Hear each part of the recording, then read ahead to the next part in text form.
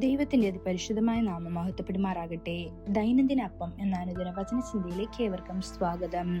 ഇന്ന് ശിക്ഷ എന്ന വിഷയത്തെ ആസ്പദമാക്കി ചില കാര്യങ്ങളെ നമുക്ക് ചിന്തിക്കാം. അതിനാധാരമായ ഒരു വാക്യം വായിക്കാം. എബ്രായർ 12-11 ഒരു ശിക്ഷയും തൽക്കാലം സന്തോഷകരമല്ല, ദുഃഖകരമാണെന്ന് തോന്നും. എന്നിരുന്നാലും പിന്നീട് അതിനാൽ പരിശീലിക്കപ്പെട്ടവർക്ക് അത് നീതിയുടെ സമാധാന ഫലം നൽകുന്നു. ശിക്ഷിക്കപ്പെടുന്നത് ആരും ആസ്വദിക്കുന്നില്ല. എന്നിരുന്നാലും ഒരു വ്യക്തിയുടെ തിരുത്തലിനും വളർച്ചയ്ക്കും ശിക്ഷണം അത്യാവശ്യമാണ്.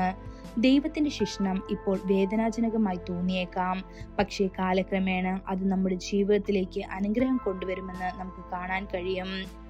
നമ്മുടെ മക്കളെ വടികൊണ്ട് ശിക്ഷിക്കുന്നത് വളരെ ക്രൂരത കൊണ്ടല്ല, മറിച്ച് അവരുടെ നന്മയ്ക്കാണ്. പക്ഷേ ദൈവം മുതിർന്നവരെ എങ്ങനെ ശിക്ഷിക്കുന്നു? തെറ്റുകൾ തിരുത്താൻ ഗവൺമെന്റുകൾ പിഴകളും ശിക്ഷകളും ജയിലുകളും ഉപയോഗിക്കുന്നു. എന്നിരുന്നാലും നിരവധി പാപങ്ങളും രഹസ്യ പ്രവൃത്തികളും മനുഷ്യ നേത്രങ്ങൾക്ക് അദൃശ്യമായി പോകുന്നു. അപ്പോൾ ഹൃദയത്തിൽ തെറ്റ് ചെയ്യുന്ന ഒരു വിശ്വാസിയെ ദൈവം എങ്ങനെയാണ് തിരുത്തുന്നത്? ബൈബിൾ എബ്രായർ 12-6 ഇപ്രകാരം പറയുന്നു: കർത്താവ് താൻ സ്നേഹിക്കുന്നവനെ ശിക്ഷിക്കുന്നു, താൻ കൈക്കൊള്ളുന്ന ഏത് മകനെയും തല്ലുന്നു എന്ന്. ദൈവം നമ്മെ തിരുത്തുമ്പോൾ അവന്റെ ശിക്ഷണം അവന്റെ സ്നേഹത്തിൽ നിന്നാണെന്ന് നാം ഓർക്കണം. നമ്മോടുള്ള ആഴമായ കരുതൽ കൊണ്ടാണ്. നമ്മെ രൂപപ്പെടുത്താനും ശരിയായ പാതയിലേക്ക് കൊണ്ടുവരാനും അവൻ പരീക്ഷണങ്ങൾ, കാഠിന്യം, കഷ്ടപ്പാടുകൾ എന്നിവ അനുവദിക്കുന്നു.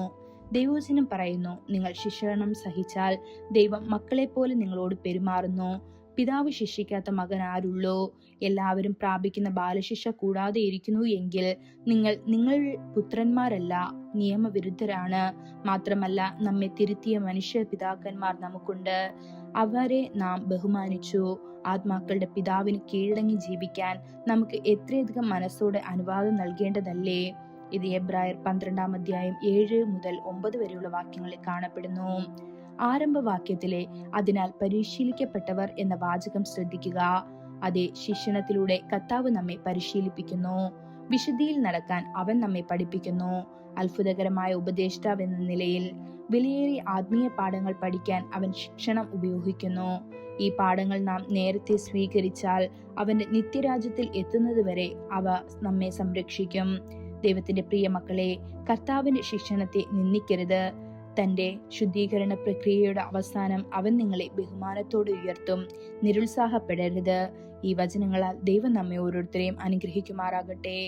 കൂടുതൽ ധ്യാനത്തിനുള്ള വാക്യം സങ്കീർത്തനം 34-18-19 ഹൃദയം തകർന്നവർക്ക് യഹോവ സമീപസ്ഥൻ, മനസ്സ് തകർന്നവരെ അവൻ രക്ഷിക്കുന്നു.